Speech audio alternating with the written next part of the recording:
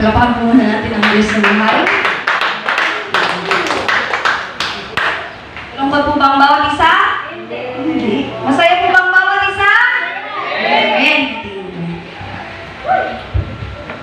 Sa oras na ito, dadako po tayo sa ating pagpapatotoo, sa ating pagpapasalamat sa Diyos ng buhay, sa buong isang linggo po na ginawa ng Panginoon. Mabuti man yan o hindi, naniniwala po tayo na may dakilang dahilan kung bakit po nangyari sa ating maraming bagay. Amen? At sa oras na ito, basahin po muna po sa aklat po ng Awit, chapter 92, verse 1, ang magpasalamat sa Panginoong Diyos ay mabuting bagay. Hello?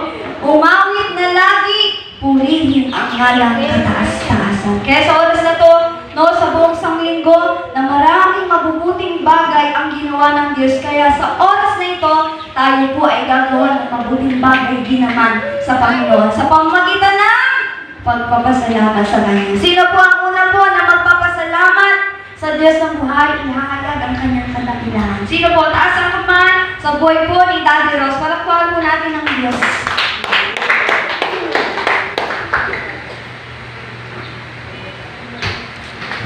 Palang umaga po. Sa araw-araw ng ginawa ng Diyos sa buhay ko, ay nag-iisip ako.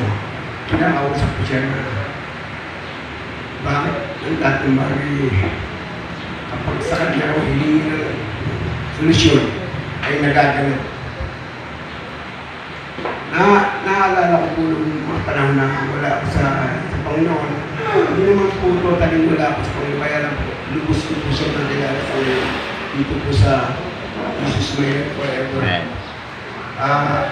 Nakilala po siya ng lubusan at patuloy niyang binibigyan ng solusyon ang lahat ng aking pangangailangan, aramdaman, pagkabalisa. Kapag binanggit ko sa kanya ang aking kailangan oras mismo, nandiyan ang isa yung pahihingin, binibigyan ng kapayapaan. Amen. Kaya labis-labis po may papasalamat sa ating Panginoon na kilala ko siya yung lubusan sa ating buhay. Yun po sa Panginoon po ang patuloy.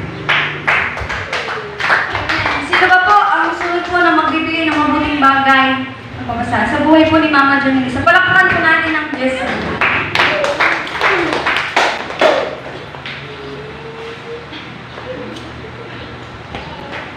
Salamat po sa Panginoon sa opportunity po na nakapagpasalamat po ako dito sa mga. Tunay nga po napakabuti ng Panginoon sa isang linggo Panginoon, sa isang linggo kalakasan, at syempre po sa isang linggo katagumpayan. At hallelujah, doon po ako nagpapasalamat na. Tunay nga po na-realize ko po sa pagbubulay-bulay ko ng salita ng Panginoon na totoo nga po pala talaga na ang pagsubok ay yan po pala talaga yung blessing. Di ba po minsan kapag, di ba po minsan sa buhay natin pag wala namang pagsubok, parang wala lang, alis ng ganyan. Pero pag may mga pagsubok, tingnan niyo po yung nangyayari. Yung bang nagiging matured ka na, tapos parang nagiging, parang po kasi pag nakilala mo pala talaga si Lord, pagkatapos po, dumadaan ka sa pagsubok, parang, ang job na parang kahinari ka. Pero para po talaga sa akin, na pag ako po ay pinapasakit na yan, para po sa akin, mas gusto ko lalausok, maging mas gasi sa Panginoon. Gusto ko lahat ibigay ko. Kasi nga po, di ba, kumbaga, sa mga kapatid ko, wala akong katayan ng nagbigay ng kaperahan. Kasi wala naman po akong pera. Pero ang gusto ko doon, ang gusto ko po ipa-realize sa kanila, lumapit ako ng lumapit sa Diyos, madalak sila. Gusto ko ipakita sa kanila na hindi lang sa pera nabubuhay yung tao. Hindi, kapag doon ko kasi na-realize na kapag wala tayo lumapit ka ng lumapit sa Diyos, talagang makakagawa po siya ng paraan Kasi kapag nakikita ng Diyos na yung buhay mo, yung oras, yung panahon, inilang mo sa Kanya, makakilos po siya. Kasi naniniwala ko na kapag nagkakaroon tayo ng mga pagsubok sa buhay, magpakasubsub tayo sa Panginoon kasi nga po, di ba, yung mga bagay ng mga himala, mahiwaga, hindi natin marok. Pero kapag po sa Diyos, natin pinagkatiwala yung mga bagay na hindi natin kaya, magsubok po natin sa Kanya. Kasi, kapag nagsumusubsub ako sa Panginoon, kumbaga, yung oras ko panahon, yung sinusubsub ko sa Kanya, tinan mo yung kaisipan natin, di ba, dapat sa pagsubok. Pero pag nandun ka nakasubsub ka sa Kanya mga salita, sa mga ginagawa niya sa buhay mo, maa-amaze ka kasi wala ka nang nararamdaman ipabless mo po kasi po, di ba? Kumbaga yung mga tao na dumadang sa mga pagsubok na mong problema, pero ikaw, wala ka lang nararamdaman, parang okay lang sa'yo. Sa kabila ng mga nangyayaring mabigat, mahirap, pero sa'yo yan po na, pakabuti po pala talaga na tayo nasa Panginoon, bago nakakala nila, sisiraan na tayo ganyan. Sabi ko, ang ganun mo ni Lord, wala nang nararamdaman yung puso ko. Napakabuti ka kasi, di ba, yung bagay na yun, hindi po pala yung pagpapasalamat natin sa Panginoon. Pag tayo po pala yung sumusunod at hindi, patuloy na tayo po ay ano bang patuloy natin siyang minamahal. At sa pamamagitan lang po pala talaga, ang susi po pala talaga, yung sa pagbabasa lang po pala talaga ng Biblia. Kung mag-iisipin natin yung pagbabasa lang. Ako nga sabi ko dati, magbabasa lang? Hindi mangyayari na. Totoo po pala talaga sa pagbabasa mo, yung puso mo, wala na po pala kumbaga pag may nangyayari, wala na. Parang ano pala, wala na. Kasabi ko, ang galing ni Lord. Kaya po lahat po talaga ay sa Diyos po talaga lahat ng pangyayaran. Amen. Sino ba po ang papasalamat sa Diyos sa buhay? Sige po, taas po kamay sa buhay ko. Daddy Jose, palapakan po natin ng beses.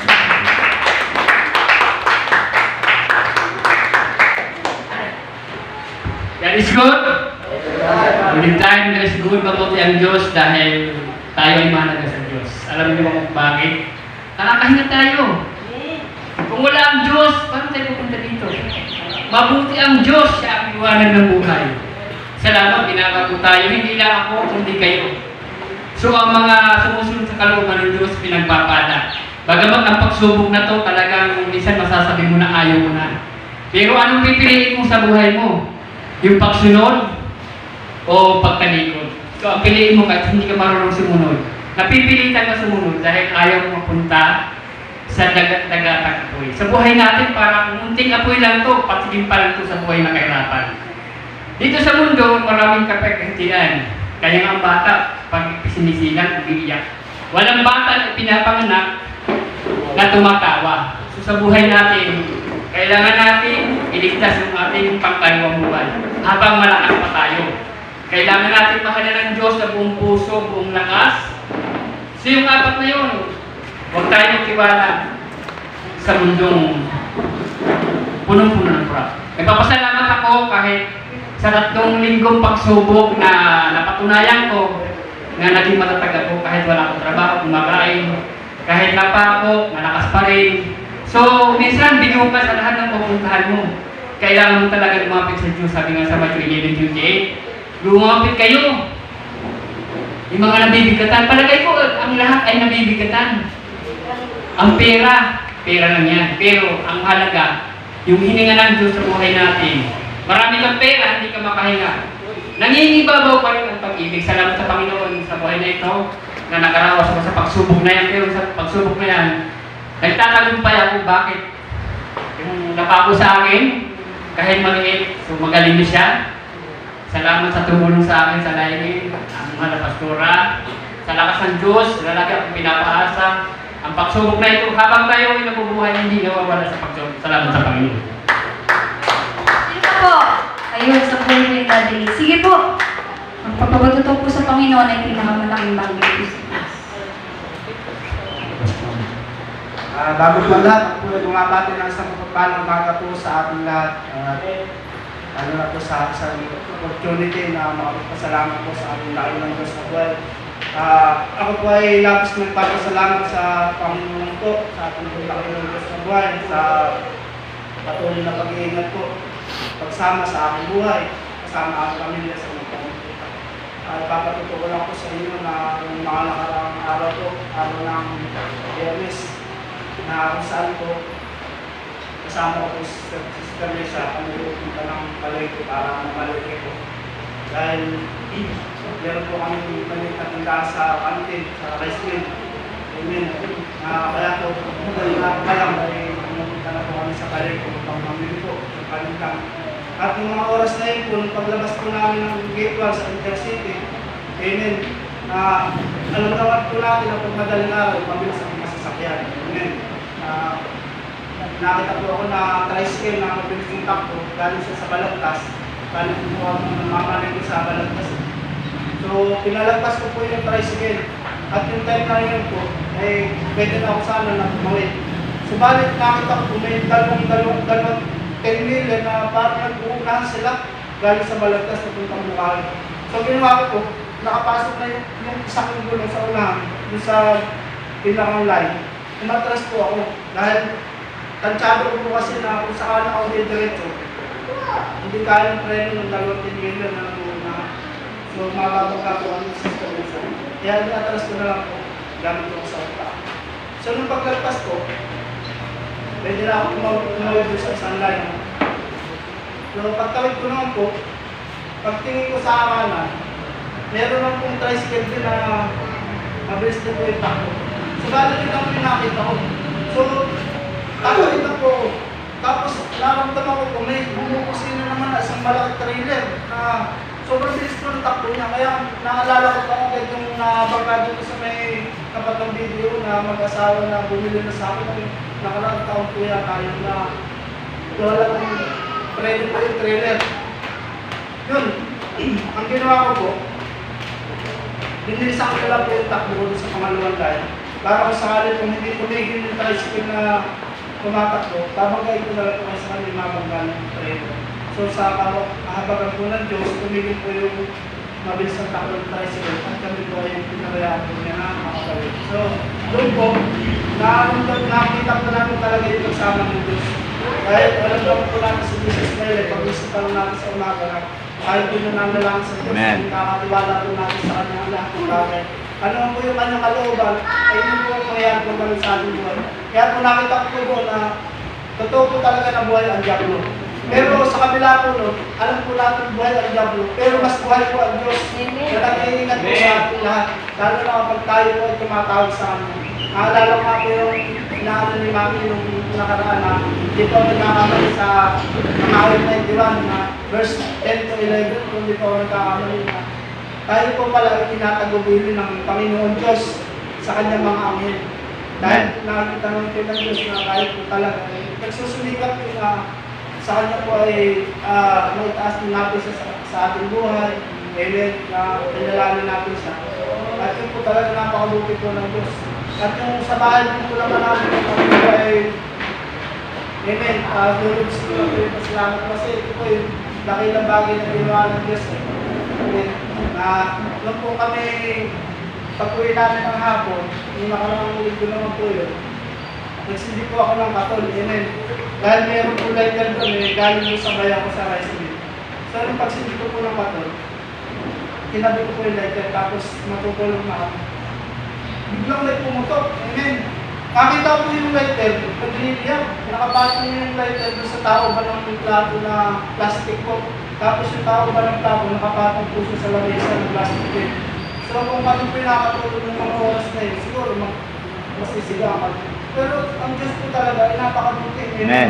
Dahil hindi po niya hinayaan na masunog yung alom na kami natutulog. Amen. At yun po, sa Diyos po lahat ang mapunan. Tunay nga po, ang kasamaan o mga aksidente talagang kapahamaan ay naran. Pero mabuti po ang Diyos. Iniingatan niya tayo, walang galos, wala po sakit. Amen. Sino ba po? Ayun, sa buhay po ni Mama Dul. Palapakan po natin sa mga.